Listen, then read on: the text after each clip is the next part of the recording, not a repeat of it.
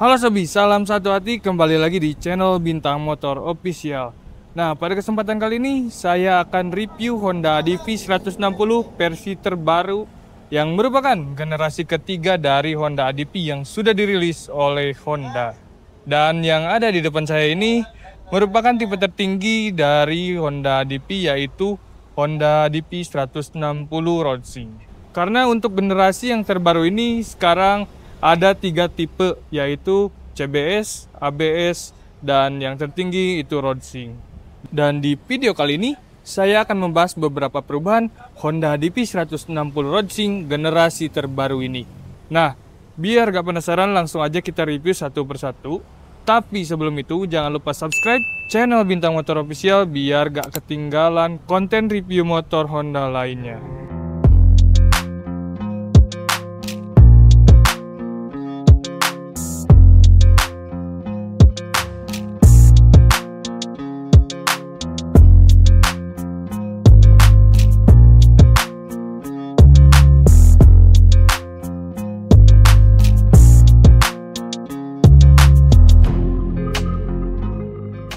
Oke Sobi, kalau dilihat dari tampilannya sendiri, New Honda ADV 160 Racing ini mengusung konsep SUV Pride dan mempertahankan kesan skutik unpendornya yang terlihat gagah dan sporty.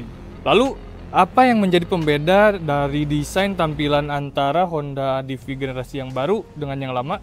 Nah, sebenarnya tidak ada perubahan yang begitu signifikan kalau dari segi tampilan atau desainnya.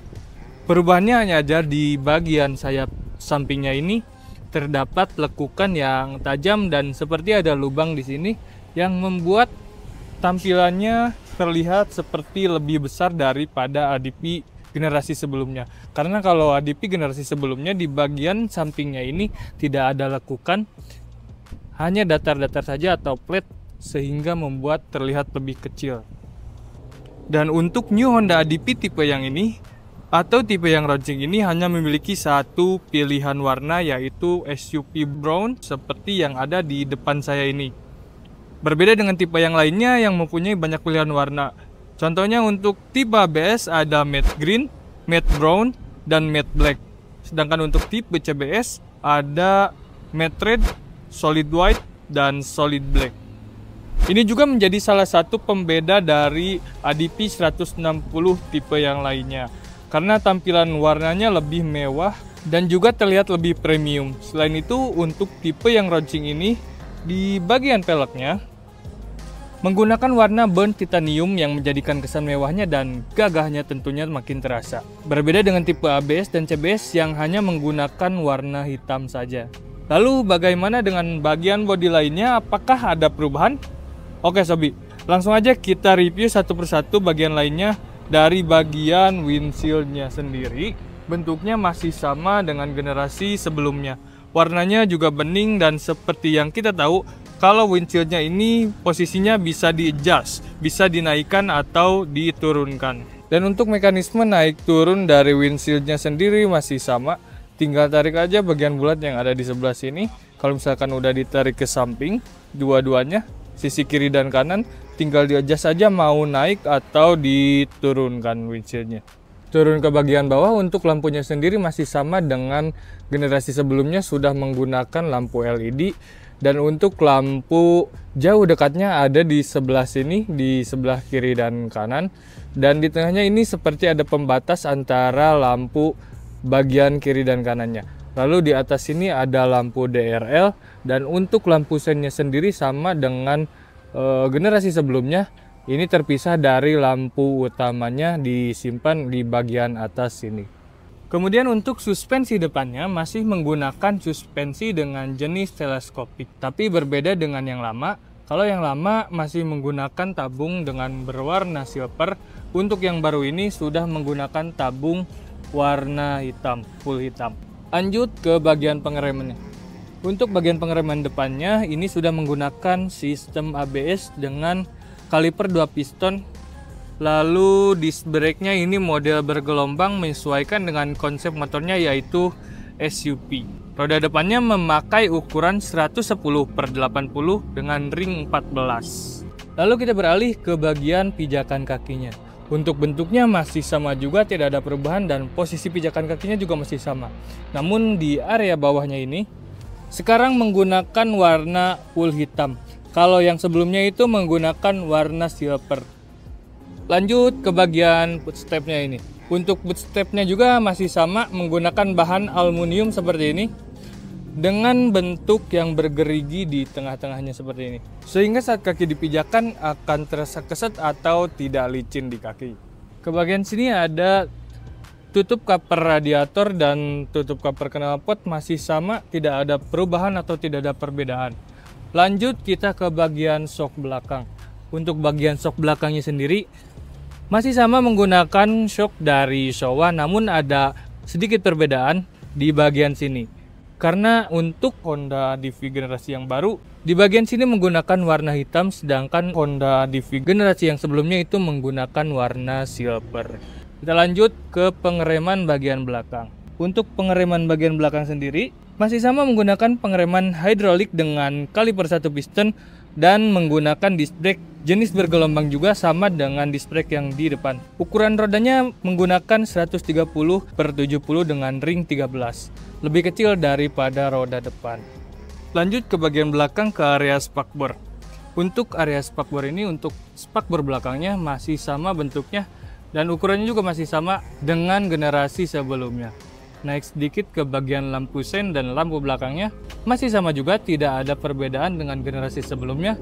Di sini di dalamnya lampunya berbentuk menyerupai huruf X seperti ini.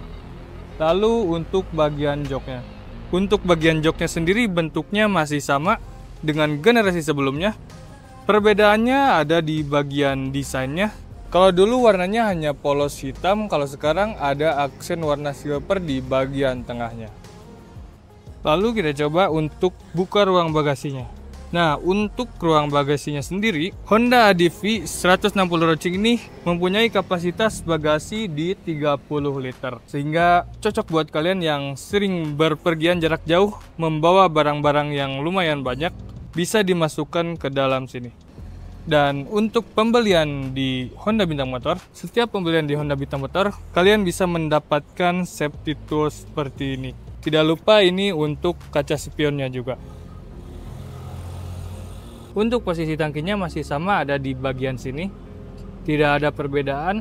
Untuk kapasitas tangkinya sendiri ada di 8 literan. Bagian yang ditunggu-tunggu. Sekarang kita review fitur pembeda dari Honda ADV 160 Rocing ini, yang tidak ada di ADV tipe lainnya. Sesuai dengan namanya, ADV 160 Rocing, motor ini dilengkapi dengan teknologi Rocing yang bisa diakses di layar TFT yang ada di depan sini. Lalu apa aja sih fitur yang ada di dalamnya? Apakah fiturnya sama dengan yang ada di PCX Rocing atau tidak? Mari kita bahas. Untuk tampilan layar TFT-nya sendiri, ini masih sama seperti Honda PCX 160 Rocing. Di sini ada indikator lampu. Lalu di sini ada indikator lampu hazard dan lampu sen. Di sini ada indikator HSTC. Lalu di tengahnya ini ada speedometer dan di sebelah sini ada indikator untuk bensin. Dan sisanya masih sama seperti tampilan TFT di motor Honda PCX 160 Rocing. Lalu tidak lupa di sebelah kanan ini ada beberapa informasi lainnya. Sebenarnya tidak beda dengan yang ada di PCX 160 Rocing, isinya semua sama. Kalau kita coba buka beberapa informasi yang ada di sebelah kanan ini, di sini ada function, display, general, dan service. Bisa mengatur untuk bahasa, waktu, dan isinya kurang lebih sama dengan yang ada di motor Honda PCX 160 Rocing. Tidak ada perbedaan sama sekali, jadi buat kalian gak perlu bingung lagi buat mengoperasikannya. Dan kalau udah terkoneksi ke smartphone, di sini akan muncul 4 informasi yang bisa kita dapatkan. Ada notifikasi panggilan telepon, notifikasi pesan masuk, fungsi untuk mengatur musik, dan yang terakhir ada navigasi. Selanjutnya yang bikin beda dari Honda ADV 160 Rocing ini memiliki tombol atau joystick yang digunakan untuk mengatur tampilan atau menu-menu dari layar TFT-nya sendiri. Ini juga digunakan untuk mengatur fitur Rocing yang ada di layar TFT. Di sini ada tombol untuk HSTC, ada tombol untuk klakson, di bawahnya ada untuk lampu sen. Lalu di depannya ini ada tombol untuk lampu pas beam dan lampu jarak jauh. Cara penggunaannya sendiri ini cukup mudah. Untuk lampu pas beam, Sobi tinggal pencet aja sekali, maka itu digunakan untuk lampu pas beam. Kalau misalkan posisinya netral seperti ini berarti digunakan untuk lampu jarak dekat. Dan untuk lampu jarak jauh, Sobi bisa angkat ini ke atas sehingga ini digunakan untuk lampu jarak jauh. Untuk bagian stangnya sendiri, Honda DP 160 Rocing ini berbeda dengan tipe-tipe yang lainnya. Karena Honda DP 160 Rocing ini menggunakan warna burn titanium sama dengan warna peleknya, dan untuk posisinya agak melebar sedikit sehingga membuat posisi berkendara tidak gampang pegel. Untuk di sebelah kanannya di sini ada tombol untuk ISS, ada tombol untuk kajar dan tombol untuk starter. Lalu di bagian sini di sebelah kiri ada konsol box yang mana bisa digunakan untuk menyimpan barang-barang kecil, dan cara bukanya cukup gampang, tinggal ditekan saja. Dan di dalamnya juga ada colokan USB charger yang bisa digunakan saat HP Sobi lowbat dalam perjalanan. Namun ketika akan melakukan pengecasannya, dipastikan mesin dalam keadaan menyala ya Sobi, biar akinya tetap dalam tegangan stabil. Lalu di bagian sebelah kanannya ini ada knob untuk kontak motor karena motor ini sudah dilengkapi dengan keyless. Dan di sebelah sini ada tombol untuk membuka bagasi, di atasnya tombol untuk membuka tangki bensin.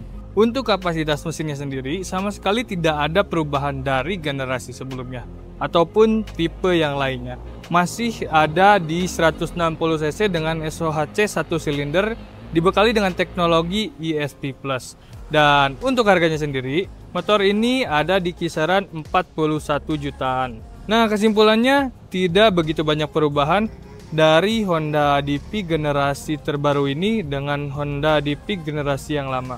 Namun perubahan yang ada cukup memberikan dampak, entah itu dari tampilan ataupun dari fiturnya sendiri. Nah, kalau menurut Sobi gimana? Coba tulis pendapat kalian di kolom komentar. Nah, jadi itu dia sedikit review dari Honda ADP 160 Rocing ini, generasi ketiga dari Honda ADP. Terima kasih yang udah menonton dari awal sampai akhir. Sekali lagi jangan lupa subscribe biar gak ketinggalan video review motor selanjutnya. Dan jangan lupa follow juga sosial media Bintang Motor karena akan banyak tips and trik menarik di sana. Terima kasih, salam satu hati.